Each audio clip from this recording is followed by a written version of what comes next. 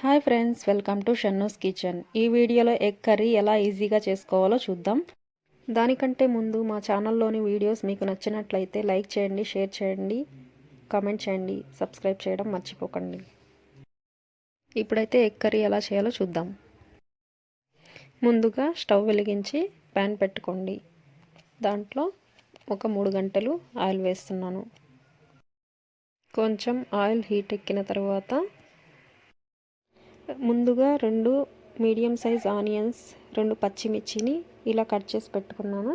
అవి మొత్తం oil heat ఎక్కిన తర్వాత ఆయిల్లో వేసుకోవాలి. ఒక 2 మినిట్స్ ఇలానే కలిపెట్టుకోవాలి.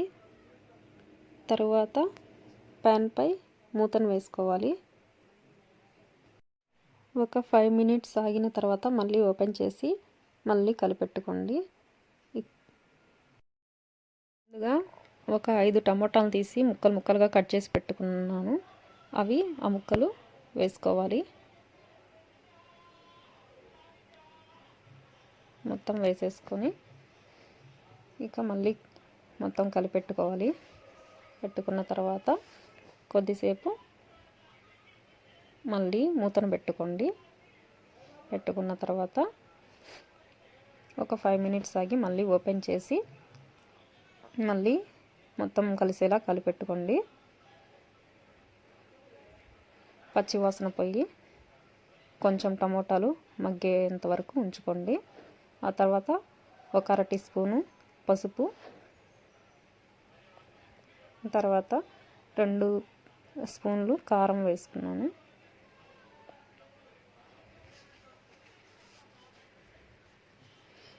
తర్వాత తగినంత సాల్ట్. మీకు ఎక్కువ కావాలంటే కొంచెం ఎక్కువ వేసుకోండి, లేదు కొంచెం సరిపోద్ది అంటే కొంచెం వేసుకోండి. తర్వాత ధనియాల పొడి 1 స్పూన్ వేసుకున్నాను. తర్వాత అల్లం వెల్లుల్లి పేస్ట్ 1 స్పూన్ వేసుకున్నాను. వేసుకున్న తర్వాత మొత్తం కలిసేలా కలిపెట్టుకోవాలి. మాడిపోకుండా కలుపుకోవాలి. కొద్దిసేపు ఆగిన తర్వాత మళ్ళీ మూత పెట్టేయండి. పెట్టిన తర్వాత ఒక 5 మినిట్స్ తర్వాత మళ్ళీ ఓపెన్ చేసి తర్వాత చెక్క మొగ్గ పొడి 1 స్పూన్ వేసుకున్నాను. చిన్న స్పూన్తో మొత్తం కలిసేలా కలిపెట్టుకోవాలి. ఆ తర్వాత మూతను వేసుకోండి. వేసుకున్న తర్వాత ఒక 5 మినిట్స్ ఆగి మళ్ళీ ఓపెన్ చేసి మళ్ళీ కలిపెట్టుకోండి. ముందుగా బాయిల్ చేసి పెట్టుకున్నాం కదా, ఆ ఎగ్స్కి చిన్న ఘాట్లులాగా పెట్టుకోండి. పెట్టుకుంటే గ్రేవీ ఎగ్లోకి పోయి మంచిగా టేస్టీగా ఉంటుంది.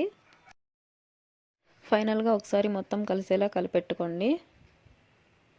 ఎగ్స్కి మొత్తం గ్రేవీ కలిసేలాగా. ఫ్రెండ్స్, నా వీడియోస్ మీకు నచ్చినట్లయితే లైక్ చేయండి, షేర్ చేయండి, కామెంట్ చేయండి, తప్పకుండా సబ్స్క్రైబ్ చేసుకోండి.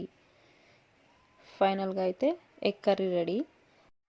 స్టవ్ ఆఫ్ చేయడానికి ఒక 2 మినిట్స్ ముందు కొత్తిమీరని ఇలా జల్లేసుకోండి. చిన్న చిన్న ముక్కల్లాగా కట్ చేసినవి మొత్తం కలిపేసుకొని స్టవ్ ఆఫ్ చేయండి. 2 మినిట్స్ తర్వాత ఎగ్ కర్రీ రెడీ.